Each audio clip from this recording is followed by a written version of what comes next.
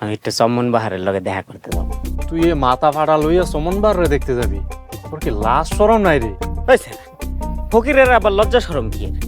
চমন, আমার কলিজার চমন। এই আপনি এসব কি কোন? ঠিকই কইছি, তোমার যে আমি কিরম ভালোবাসি এটা কইয়া বুঝাইতে পারবো না। সবই বুঝি, আপনি মাথা ফাটা লইয়া দেখা করতে আইছেন।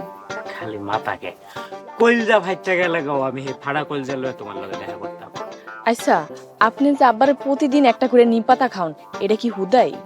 না না না, হুদাই হইব কে? হুদাই কইতে কোনো কিছু নাই।